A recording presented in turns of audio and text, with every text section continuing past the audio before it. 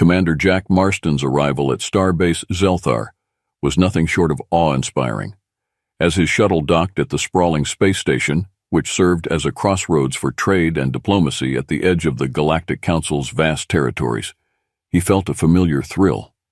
The starbase was a vibrant amalgamation of cultures and technologies, a testament to the diversity of the galaxy. As he disembarked, Jack was greeted by the hum of alien dialects and the clatter of strange technologies, a symphony of the cosmos.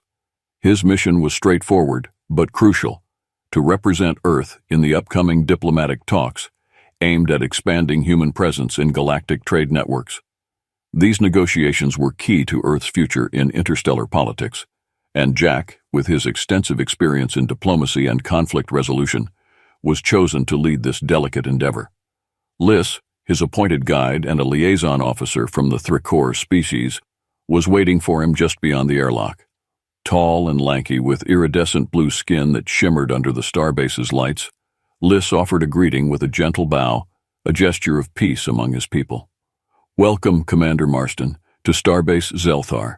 We are honored to host you here," Lys said, his voice a soft, melodic whisper. "I will assist you in all your engagements during the summit." "Thank you, Lys. I look forward to learning much from our hosts and fellow delegates," Jack replied, returning the bow with equal respect. As they walked through the bustling corridors of the starbase, Jack's attention was captured by a massive, snarling creature displayed in a reinforced cage at a central junction. It was surrounded by a crowd of awestruck onlookers from various species, each keeping a safe distance yet unable to tear their eyes away from the spectacle. "What in the stars is that?" Jack asked, his curiosity piqued as he noted the creature's formidable appearance. "It's a Varaxian thunderbeast," Lys explained, watching the creature with a mix of fascination and apprehension. "From the jungles of Baelor, it's considered one of the most lethal predators known to the galaxy. No one has ever successfully tamed one, and it's quite rare to see one up close like this. It's here as part of an exhibition on the dangers and beauty of Baelor's wildlife." The beast was a marvel, its fur crackling with static electricity that seemed to pulse with its every breath, and eyes that glowed with a fierce predatory intelligence. Jack watched in awe, struck by the raw power and the primal danger the creature represented. His mission here was one of peace and diplomacy, but the universe, it seemed, was always eager to remind him of its wild, untamed nature. As the summit activities began, Jack found his thoughts repeatedly drifting back to the thunderbeast he had seen upon his arrival. During a break in the meetings, he decided to learn more about the creature that had captured his attention. He found Lys, who was only too happy to share information about the magnificent yet terrifying animal. The Varaxian thunderbeast, or Thor, as some have nicknamed it here, is truly a marvel of its native ecology, Lys began, leading Jack through a quieter part of the starbase towards the environmental wing where the beast was kept. Baelor is a planet of extreme environments, and the thunderbeast is its apex predator. It can generate bioelectrical charges strong enough to stun its prey from several meters away. Its fur acts as a natural conduit, helping it navigate and dominate the dense, electrically charged jungles of its home. As they approached the enclosure again, Jack saw the thunderbeast pacing restlessly. The creature's muscles rippled beneath its glossy fur, each step a display of controlled power. Lys pointed to a series of scars that marred the beast's flank. Those are from battles with rivals or during hunts. Despite its strength, life on Baelor is not easy, even for a thunderbeast.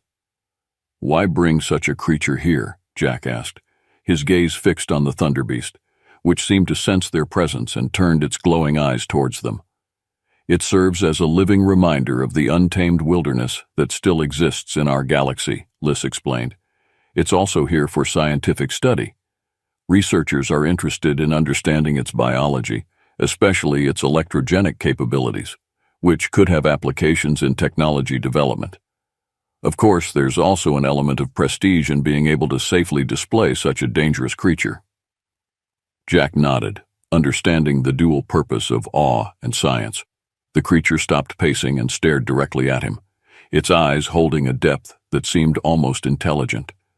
It was then that Jack heard a comment from a group of passing diplomats from a reptilian species, known for their prideful nature. "It's a pity humans are so frail. To approach such a beast would be unthinkable for your kind, wouldn't it?" one of them joked loudly, a series of hisses following what was clearly meant as a jest, but carried a sting of truth. Jack felt a mix of irritation and challenge stir within him. He was well aware of the stereotypes about humans: too weak, too emotional, too soft for the harsh realities of space. He looked at the Thunder Beast, its eyes still locked on his, and an idea began to form. Perhaps there was a way to show that humans were not just about technology and diplomacy, but could also handle the wild aspects of the galaxy. "Maybe," Jack replied, turning to the group with a confident smile. "But sometimes understanding and respect can tame even the wildest beasts. Perhaps one day you might see a human do just that." The group laughed and moved on, but Liss looked at Jack, a question in his eyes. "You're not seriously considering—" Jack gave a small shrug, his mind already racing with possibilities. "Who knows, Liss? Maybe there's more to diplomacy than just words and agreements." As they walked away from the enclosure, Jack's thoughts were not on the trade negotiations or political alliances, but on the Thunder Beast and the wild, untamed challenge it represented. He didn't know it yet, but his half-joking thought about taming the beast would soon become a significant turning point in his mission at Starbase Zelthar. Later that evening, at a reception hosted by the Starbase's commander, Jack found himself surrounded by diplomats and traders, each representing their corner of the galaxy. The grand hall buzzed with the murmur of multiple languages, the clink of glasses, and the soft glow of ambient lighting that shifted colors subtly, reflecting the diverse nature of the attendees. As Jack mingled, he was drawn into a circle of delegates who were exchanging tales of their homeworld's most dangerous creatures. The conversation was light-hearted, yet there was an undercurrent of one-upmanship as each tried to top the other with stories of more fearsome beasts. When it was Jack's turn, he recounted his encounter with the Thunder Beast, noting the intense interest it sparked. "They say it's the deadliest creature ever captured," Jack said, taking a sip of his drink. "I saw it up close today. It's something else." A Navorian delegate, known for his boisterous demeanor, laughed heartily. "Deadly and untamed, but not by a human, surely. Perhaps by one of us, but humans are better suited to gentler tasks, aren't they?" The group laughed, and Jack smiled. Though his mind raced, he was getting tired of the subtle digs at human capabilities. Looking around the circle, he decided to turn the situation to his advantage. "What if a human could tame it?" Jack asked, his voice steady. The laughter around him quieted as everyone's attention sharpened. The Navorian slapped his thigh, amused. "If you could pet that beast, I'd owe you a cargo hold of Greltian wine. And I would arrange an exclusive trade agreement with Earth for your gentle technologies," chimed in a Tarkin diplomat, her tone playful, yet intrigued. Jack's proposal had started as a boast, but now it morphed into a serious challenge. "All right," he said, a plan forming in his mind. "Let's make it interesting. If I can approach the Thunder Beast and survive, you'll all support Earth's bid to join the Council's Trade Committee. And if I fail, Earth will host the next intergalactic cultural exchange on our own dime." Agreement buzzed through the group, and hands were shaken. The bet was made in the spirit of good fun and a bit of serious politics, a combination that was not uncommon in galactic dealings. As the party continued, Jack slipped away to find Liss. He found him conversing with a group of scientists near a model of a new starship engine. "Liss," Jack said, pulling him aside, "I need your help." Liss's brow furrowed, sensing the seriousness in Jack's tone. "What do you need, Jack?" "I need to know everything there is to know about the Thunder Beast. Behavior, diet, anything that can help me get close to it without becoming its dinner." Liss looked concerned but nodded. "I'll arrange for you to meet with Dr. Henna, the xenobiologist studying the beast. But Jack, are you sure about this? This creature is unlike anything you've dealt with before." Jack smiled, a mix of nerves and excitement bubbling within him. "I'm sure. This might be just what we need to change how the Council sees us." The next morning, Jack met with Dr. Henna, a renowned xenobiologist specializing in predatory alien species. Her laboratory was a hub of activity, filled with holographic displays of alien anatomy and live samples of various creatures in secure containment units. Dr. Henna, a slight woman with keen eyes behind thick glasses, greeted Jack with a firm handshake. "Commander Marston, I understand you've set yourself quite a challenge," Dr. Henna began, her tone a mixture of amusement and concern. "Approaching a Varaxian thunderbeast is no small feat. Are you certain you wish to proceed with this?" Jack nodded, his determination clear. "I am. Any information you can provide will be invaluable." Dr. Henna led Jack to a large holographic display showing a detailed model of the thunderbeast. The Varaxian thunderbeast is not only physically daunting, but also highly intelligent. It can sense fear and aggression, which often triggers its predatory instincts. She manipulated the display to highlight the beast's sensory organs. Avoid direct eye contact initially. It can be seen as a challenge. Also, its fur emits low-level electrical charges, so any sudden movements can stimulate a defensive reaction. Jack listened intently, memorizing every detail. Dr. Henna continued, "It's been observed that the thunderbeast calms down when it hears certain low-frequency sounds. It's similar to purring in Terran felines. We use these frequencies during medical exams to keep it passive." Armed with this new knowledge, Jack requested a suit designed to handle electrical discharges. The station's engineers quickly tailored a suit embedded with non-conductive materials and sensors to monitor his vital signs. Later that day, in a quiet section of the starbase, Jack tested the suit by approaching smaller, less dangerous electrified creatures under Dr. Henna's supervision. Each successful interaction boosted his confidence. "Remember, slow and steady movements. Let the beast come to you," Dr. Henna advised as they reviewed the final details before the actual encounter. That evening, as Jack prepared mentally and physically for the next day's challenge, he was visited by Liss. The Threkor brought with him ancient calming incense used by his people during rites of courage. "This is for your focus, Jack," Liss said, lighting the incense in Jack's quarters. "My people believe it helps steady the spirit before facing great challenges." Jack inhaled the soothing aroma, feeling a bit of tension ease from his shoulders. "Thank you, Liss. I'll need all the steadiness I can get." As Liss left, Jack spent the rest of the night going over the plan, visualizing each step towards the thunderbeast. He understood the risks, he knew the stakes. This wasn't just about proving the naysayers wrong. It was about demonstrating humanity's place in the cosmos, not through dominance, but through understanding and respect. Tomorrow he would walk into the cage of the galaxy's deadliest predator, and the galaxy would be watching. Morning arrived with a tense anticipation that permeated Starbase Zelthar. News of Commander Jack Marston's audacious challenge had spread, drawing a crowd that included diplomats, traders, and even curious members of the station's staff.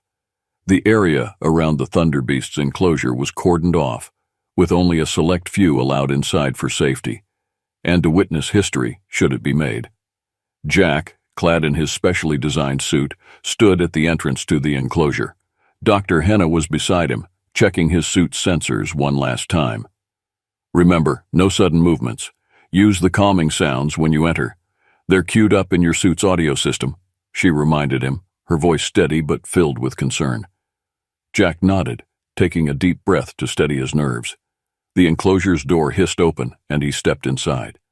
The ground beneath his feet was a mixture of natural earth and synthetic materials, designed to mimic the thunderbeast's home environment.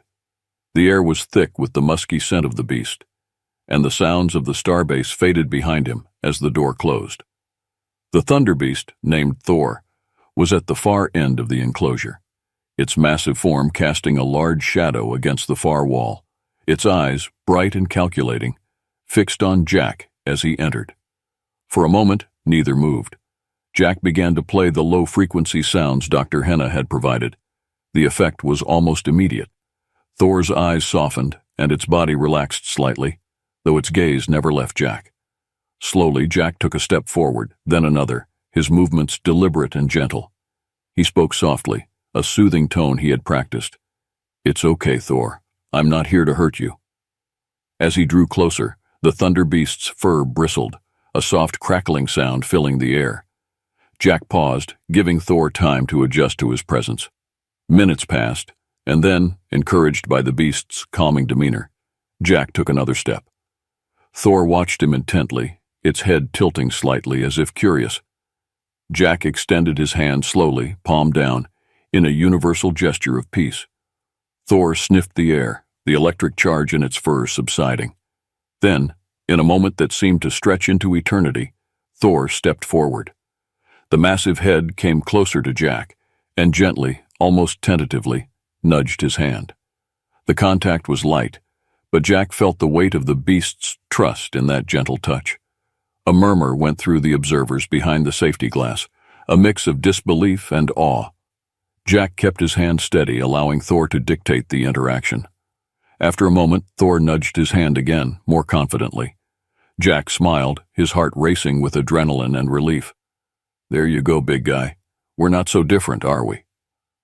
After a few more moments, Jack slowly withdrew his hand, giving Thor a respectful nod. The Thunder Beast watched him go, its stance relaxed. As Jack exited the enclosure, the applause from the observers was immediate and enthusiastic. Diplomats and scientists alike were impressed, not just by the physical bravery Jack had shown, but by the profound statement it made about human courage and understanding. Dr. Henna was waiting outside, a broad smile on her face. "Incredible, Jack. Absolutely incredible." Jack laughed, the tension of the moment melting away. "We did it, Henna. Maybe this will change a few minds about what humans are capable of." The impact of Jack's encounter with the Thunder Beast rippled through the chambers of the Galactic Council, with an intensity that matched the creature's own ferocity. By the time Jack was ready to attend the next council meeting, he was not just a representative of Earth. He was the human who had tamed the galaxy's deadliest predator. As he entered the council chambers, a grand room where representatives of different star systems convened under a shimmering holographic dome, the usual buzz of conversation paused. Eyes turned towards him, some filled with admiration, others with skepticism, and a few still wearing their disbelief openly. Councillor Threx, a prominent figure in the council known for his hardline stances, was the first to break the silence. "Commander Marston," he began, his voice booming across the room, "your actions with the Thunder Beast have stirred much discussion. Some see it as a stunt, others as a significant achievement. What say you?" Jack stood, feeling the weight of the council's gaze upon him. "Councillor Threx, honored members," he started, his voice calm and clear. "What I did was not a stunt. It was a demonstration of what we, as a unified council, aim to achieve. Understanding and peace, even with those we fear the most. If we can approach what we fear with respect and understanding, imagine what else we can achieve together." A murmur of agreement echoed through the chamber, but it was Councillor Vera from the Tarkin delegation who spoke next. "Indeed, Commander Marston, your actions have shown a new facet of humanity's capabilities. But how do you propose we apply this lesson on a larger scale?" Jack nodded to Vera, acknowledging the question. "We begin by promoting more interspecies exchanges and collaborative projects. We invest in understanding not just the biologies, but the cultures of our galaxy's diverse inhabitants, and we take bold steps, much like yesterday, to bridge the gaps between us." Councillor Lumen, a sage-like figure from the planet Oriel, raised his hand. "Your bravery has opened doors, Commander. Perhaps it is time to consider Earth for a more active role in our environmental and wildlife preservation efforts. Your kind's unique perspective could be invaluable." The proposal sparked a new round of discussions among the council members. Some were eager to embrace this new human-led initiative, while others remained cautious, but the overall tone had shifted. The spectacle of Jack's encounter with the Thunder Beast had softened many previously hardened hearts and opened minds to possibilities. As the meeting drew to a close, Councillor Threx approached Jack, his earlier sternness replaced with a thoughtful expression. "Commander, I admit I was skeptical about your species, but today, you've shown that perhaps there is more to humans than we anticipated. I look forward to seeing how your ideas take shape." Jack smiled, grateful for the opportunity to change perceptions and hopeful for the future. "Thank you, Counselor. I believe we're on the cusp of a new era for the Galactic Council, one where fear gives way to friendship, and where even the wildest creatures can become symbols of our shared commitment to peace. As Jack left the council chambers, his thoughts were on Thor, the Thunder Beast who had unknowingly helped change the course of human relations with the galaxy. The challenge now was to keep the momentum going, to turn the goodwill and fascination into concrete actions that would benefit not just Earth, but all member worlds of the Council. His walk back to his quarters was filled with plans and possibilities. The galaxy was vast, and the challenges were many, but as he had shown, even the most daunting of beasts could be met with an outstretched hand. Following the pivotal council meeting, Jack's initiative to foster interspecies collaboration and understanding quickly gained traction. His successful interaction with the Thunder Beast had not only showcased human bravery, but had also metaphorically torn down barriers of fear and misunderstanding that had long existed between different galactic cultures. Jack spent the subsequent weeks in a flurry of activity, meeting with various species leaders to discuss collaborative efforts on environmental conservation and the integration of Earth into broader galactic initiatives. Each meeting, buoyed by the backdrop of his daring feat, ended with new agreements and mutual promises of support and cooperation. Meanwhile, at Starbase Zelthar, Jack and Liz spearheaded the development of a new program designed to study and potentially rehabilitate creatures considered untamable. The program, aptly named Galactic Bridges, focused on understanding the behaviors and needs of various predatory species, including the Thunder Beast. Dr. Henna and a team of xenobiologists were enthusiastic about the initiative, seeing it as an opportunity to apply their research in ways that could promote peace and understanding across the galaxy. It's not just about the animals, Dr. Henna explained during a project meeting. It's about what they teach us about ourselves and each other. Fear often comes from the unknown. By understanding these creatures, we also learn to understand and respect the cultures that live alongside them. As the project gained momentum, Jack arranged for Thor, the Thunder Beast, to become the program's flagship subject. Demonstrations of the gentle handling and training sessions were broadcast across the galaxy, challenging old stereotypes and encouraging a broader discourse on the possibilities of coexistence. The broadcasts were not without their critics, however. Some factions within the Council, and among the wider galactic populace, remained skeptical or outright opposed to what they perceived as unnecessary risks or a softening of their traditional stances towards dangerous wildlife. Despite this, the majority opinion was shifting, slowly but surely, towards a more inclusive and understanding approach. One particularly impactful broadcast featured Jack working directly with Thor. He explained the training techniques and safety measures involved, while also showcasing the undeniable bond that had formed between them. This creature, once considered merely a beast, has become a symbol of what we can achieve when we approach with respect and patience, Jack told the audience. The response was overwhelmingly positive, with many young viewers from various species expressing their newfound interest in xenobiology and conservation. Schools across the galaxy started to include modules on interspecies understanding, inspired by the Galactic Bridges program.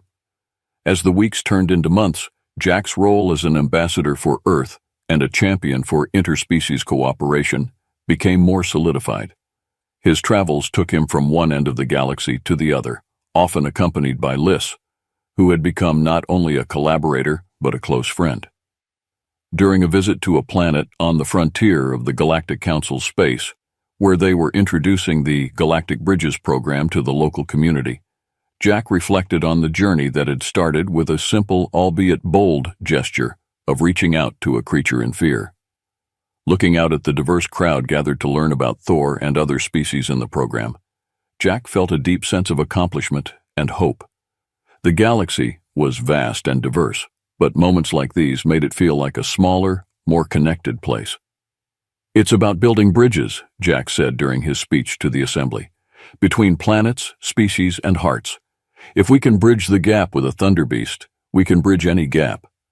His words, met with applause, resonated across the gathered crowd, echoing the new era of understanding that was just beginning to dawn across the galaxy. Jack's initiative, Galactic Bridges, flourished under his guidance and the collective efforts of a dedicated team. The Thunderbeast, Thor, became not only a symbol of the program, but also a direct participant in its educational and outreach activities. The program's success hinged on demonstrating that even the most feared creatures could be understood and respected, promoting a broader message of peace and empathy across species. Training Thor was a slow and meticulous process, requiring patience and a deep understanding of the creature's instincts and behaviors. Dr. Henna, Jack, and a team of animal behaviorists worked together to design a training regimen that respected Thor's natural behaviors, while gradually acclimating him to human presence and interaction. Each session was carefully planned and executed under strict safety protocols. Thor was introduced to various stimuli, from different sounds and scents to the presence of unfamiliar beings, all while monitoring his stress levels to ensure his well-being. Over time, Thor began to show signs of recognition and even anticipation towards his trainers, especially Jack, who spent countless hours working with him. Jack's approach was grounded in mutual respect. He never forced Thor into uncomfortable situations or punished him for natural reactions. Instead, he rewarded calm and cooperative behavior with treats and gentle, soothing sounds that mimicked the frequencies Dr. Henna had discovered, calmed the beast. The breakthrough came during a live broadcast of a training session, intended to showcase the program's progress to the Galactic Council and the public. Thor, usually indifferent to the cameras and the distant observers behind the safety glass, performed flawlessly, following commands to move through various obstacles and even gently taking treats from Jack's hand. The audience, both in person and across the galaxy, watched in awe as Jack narrated the process. "What you're seeing is the result of trust," Jack explained, his voice filled with pride. "Thor isn't just following commands. He's choosing to cooperate because he trusts that we won't harm him. This is the foundation of our program, trust and understanding, not dominance." The success of the session had a profound impact on public perception. Skeptics of the program were forced to reconsider their views, and support for Galactic Bridges surged. Educational programs, especially those for young learners, began incorporating lessons on wildlife conservation and interspecies respect, inspired by Thor's story. Jack also organized workshops for other wildlife handlers and conservationists from different planets, sharing techniques and insights gained from working with Thor. These workshops not only spread the program's methods, but also fostered a community of like-minded individuals committed to changing how the galaxy interacted with its more dangerous inhabitants. One of the program's offshoots was the integration of rehabilitated creatures into natural reserves, where they could live out their lives in environments that mimicked their homeworlds. Thor, too, was given the option to roam a controlled reserve, a vast area on a quiet moon that had been terraformed to resemble the jungles of Baelor. Here, Thor could exhibit natural behaviors in a safe and monitored environment, serving as an ambassador of his species. Through these efforts, Jack not only transformed how the galaxy viewed the Thunderbeast, but also set a precedent for how humans were perceived in the wider galactic community. Humanity was no longer seen just as newcomers or as a species to be wary of, but as innovators and peacemakers, capable of bringing about real change. Just when the Galactic Bridges program seemed to be reaching new heights of success, a sudden and dangerous incident threatened to undermine everything Jack and his team had worked for. One evening, as the starbase prepared for a significant public demonstration of Thor's progress, alarms blared throughout the facility. Jack was in his quarters reviewing the next day's schedule when his communicator buzzed with an urgent message from Dr. Henna. "Jack, you need to come to the reserve immediately. Thor's enclosure has been breached." Rushing to the site, Jack found the security team in disarray, and Dr. Henna visibly shaken.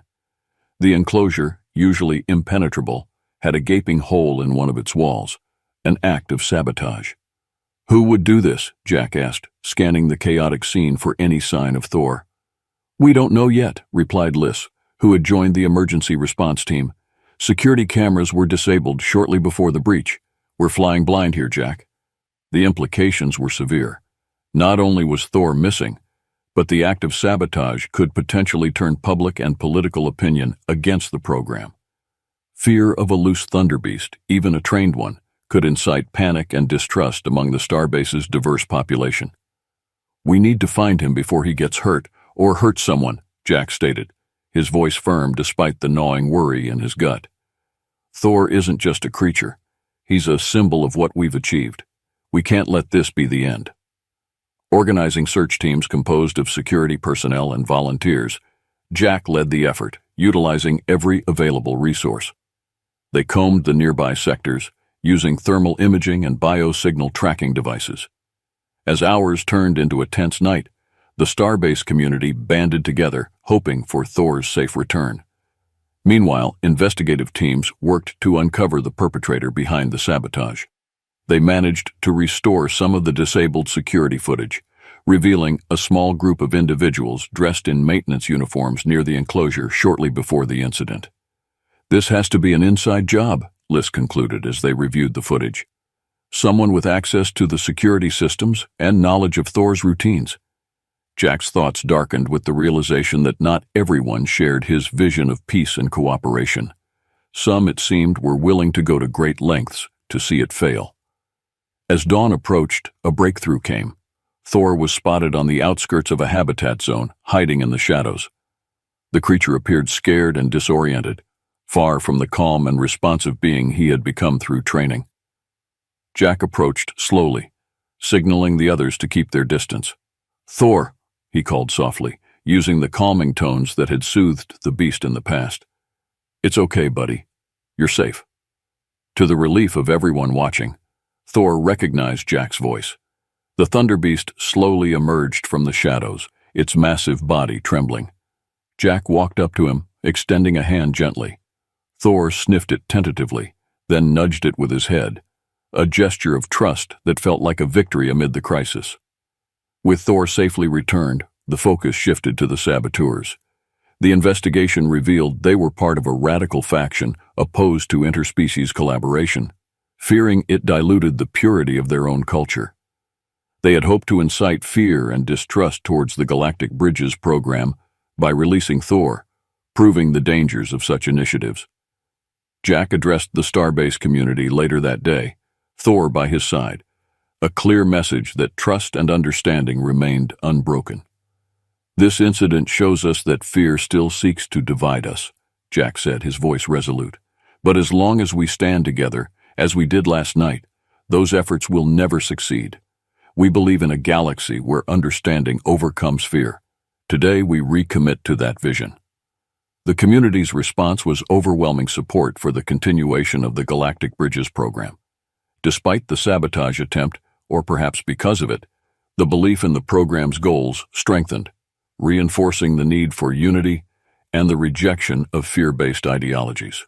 Following the sabotage incident, security measures at the starbase were significantly tightened, and the investigation into the radical faction continued. Meanwhile, Jack and his team refocused their efforts on reassuring the public and strengthening the bond between Thor and the community. Events and demonstrations were scheduled more frequently, allowing people to see the progress and the bond that had been formed through trust and training. However, just as the starbase was returning to a semblance of normalcy, another crisis erupted. During a live demonstration with Thor, a sudden and unexpected system malfunction caused the security barriers to fail temporarily. In the ensuing confusion, Thor, spooked by the sudden surge of noise and movement, bolted from the enclosure. Jack's heart sank as he watched the massive creature disappear into the less populated areas of the station. The starbase went into immediate lockdown, but Thor was already beyond the main hubs, moving toward the engineering sectors where the population was sparse, and the corridors twisted into a labyrinth of maintenance tunnels and supply storages. Understanding the potential danger, Jack grabbed a communicator and directed the security teams. "Do not engage Thor directly," he instructed firmly. "He's scared and confused. Aggression will only worsen the situation." Grabbing a portable version of the calming sound emitter, Jack headed into the maze of corridors himself. He knew Thor responded to his voice and presence more than to anyone else's. As he moved through the dimly lit tunnels, the weight of the situation pressed heavily on him. If Thor, now perceived as a symbol of the Galactic Bridges program, were to cause any damage or harm, it could set back their efforts by years. Jack's communicator buzzed with updates and sightings. He pieced together Thor's likely path and finally found the Thunder Beast cornered in a large power distribution room. The beast was visibly distressed, its fur standing on end, crackling with static energy as it paced back and forth. "Thor," Jack called softly as he entered, the calming sounds emanating from the device in his hand. "It's okay. You're safe. Let's go home, buddy." Thor stopped pacing and turned towards the sound of Jack's voice. The tension in the air was palpable as the massive creature assessed Jack, his posture slowly relaxing as the familiar calming frequencies washed over him. Jack took slow, deliberate steps towards Thor, speaking soothingly. The Thunder Beast's eyes followed every movement, but as Jack got closer, Thor's agitation decreased visibly. Finally, Jack reached out his hand, and Thor leaned forward, allowing his head to be gently scratched. "Let's get you back, big guy," Jack whispered, relief flooding through him as Thor's trust reaffirmed the bond they had built. Together, they walked back through the corridors, Jack guiding Thor with calm commands. Security teams, observing from a distance, were instructed to clear the path and maintain a quiet environment. As they emerged into the main hub, the crowd that had gathered broke into a relieved applause. Jack's successful retrieval of Thor not only averted a potential disaster, but also demonstrated the effectiveness and depth of their training and mutual trust. In the aftermath, Jack addressed the starbase, his words broadcast throughout the galaxy. "Today showed us that, even in unexpected adversity, understanding and calm can prevail. Thor and I have come a long way, and it's a journey we all share in. Let's continue to move forward together." The incident, while initially a setback, ultimately reinforced the community's faith in the Galactic Bridges program. Jack's ability to handle the situation peacefully underscored the program's core message of empathy and understanding, drawing even more support from across the galaxy. After the tension-filled recovery of Thor, Jack and his team dedicated themselves to a thorough investigation to ensure no further threats would jeopardize the safety of Thor or the stability of the starbase. This incident highlighted potential vulnerabilities in their systems and procedures that needed urgent attention.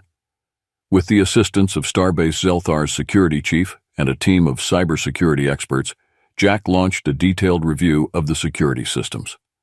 They discovered a series of unauthorized access points and tampered logs, suggesting a deeper conspiracy than initially thought. Using the restored security footage and cross-referencing entry logs, the team identified several suspects, members of the same radical faction suspected in the initial sabotage. This faction had infiltrated various levels of the Starbase's staff, disguising their movements and activities as routine maintenance or security checks. Jack coordinated with law enforcement agencies from multiple planetary jurisdictions to apprehend the suspects. Each arrest brought new information, slowly piecing together the faction's motives. They believed that interspecies cooperation weakened the purity of their own culture and saw the Galactic Bridges program as a symbol of unwanted change. As the investigation deepened, Jack approached the Galactic Council with the findings. "This isn't just about a rogue group acting against the Starbase or our program," Jack explained during a council session. "It's about a broader resistance to the change we're trying to foster throughout the galaxy." The council, already shaken by the events and their implications, agreed on the need for more stringent security measures and broader intelligence sharing between species and sectors. They also endorsed the expansion of educational campaigns to combat the fear and prejudice that fueled such extremist views. Meanwhile, public support for the Galactic Bridges program soared. The community saw how the program, and Jack's leadership, had not only survived attempts to undermine it, but had also responded with transparency and resilience. This reinforced the program's message of unity and the strength of diversity. To further solidify this message, Jack organized a series of public forums and discussions, featuring leaders from various species, including some who had been skeptical of human-led initiatives. These events were broadcast across the galaxy, allowing billions to witness or participate in open dialogues about the future of interspecies relations. During one such forum, Jack shared the stage with a former critic, a respected elder from a species known for their cautious stance on interspecies interactions. The elder spoke candidly. "Commander Marston's efforts with the Thunderbeast, Thor, have shown us that more binds us than divides us. We must embrace these ties, not fear them." The forum concluded with the signing of a new charter for interspecies cooperation, drafted with input from various cultural and scientific leaders. This document outlined key principles and goals for promoting understanding and collaboration across the galaxy. As Jack reflected on the events that had unfolded since his arrival at Starbase Zelthar, he felt a profound sense of accomplishment and optimism. The challenges had been immense, but they had led to meaningful conversations and actions that could shape the future of the galaxy. "This is just the beginning," Jack said during a private moment with Liz, looking out over the starbase as it buzzed with renewed purpose and hope. "We've started something that can't be undone. We're moving forward, together, and that's how it should be." As the Galactic Council convened for what was hailed as one of the most significant sessions in recent memory, the atmosphere was charged with a palpable sense of anticipation and hope. The session was to ratify the new Charter for Interspecies Cooperation, a direct result of the events and dialogue spurred by Jack's efforts with the Galactic Bridges program. Jack stood before the Council, a diverse assembly of species and representatives from across the galaxy. His gaze swept over the chamber, recognizing faces that had once looked upon humans with skepticism, but now showed respect and even admiration. "Counselors, friends," Jack began, his voice resonant in the quiet of the chamber, "we stand at a pivotal moment in our shared history. The charter we are about to ratify isn't just a document, it's a testament to what we can achieve when we look beyond our differences and focus on our common goals." The council listened intently as Jack recounted the journey, starting from his daring interaction with Thor, the Thunderbeast, to the challenges they faced from those who feared change, to the ultimate realization of a shared vision for harmony and progress. As he spoke, screens around the room displayed images of Thor and other creatures from the Galactic Bridges program, alongside snapshots of the various educational and diplomatic initiatives that had blossomed from it. "We've seen that understanding the most feared among us, like Thor, opens doors to understanding each other," Jack continued. "This charter embodies our commitment to that understanding and to a future where no species stands alone or misunderstood." The vote on the charter was unanimous, a rare occurrence in the history of the Council. As the final count was announced, applause erupted in the chamber, echoing far beyond its walls through broadcasts across the galaxy. Following the session, celebrations broke out across Starbase Zelthar and on many worlds, marking what many were calling a new dawn for the galaxy. Jack, Liz, Dr. Henna, and the entire team behind the Galactic Bridges program were hailed as heroes, not just for their bravery, but for their vision. In the days that followed, Jack was invited to speak at numerous institutions, from academies training the next generation of diplomats to research symposiums focused on interspecies technology and culture exchange. His message was always one of hope and collaboration. As Jack prepared for a speaking engagement at the University of Unified Planets, he reflected on the path that had brought him here. "It started with a simple gesture of peace towards one creature," he told the young audience, "but it sparked a movement that has changed the way we see each other and ourselves." Thor, too, had become a symbol of this new era. Safely residing in a specially designed habitat that was part of a larger conservation area, he was a living example of the principles the Galactic Bridges program espoused. Jack often visited Thor, their bond a reminder of the journey they had undertaken together. In his office on Starbase Zelthar, a new map of the galaxy hung on the wall, marked with symbols representing ongoing and planned projects under the auspices of the Galactic Bridges Initiative. Each symbol was a beacon of the continued effort to build understanding and peace. As Jack looked out at the stars from his office window, he felt a deep sense of fulfillment and wonder. The galaxy was vast, its mysteries and opportunities boundless. With the new charter as their guide, and the spirit of cooperation it represented, there was no limit to what they could achieve together. "Here's to the future," Jack murmured, his eyes on the stars. Together. The legacy of his actions with Thor would continue to resonate, influencing generations to come in their approach to the great unknown, not with fear, but with curiosity and an open hand.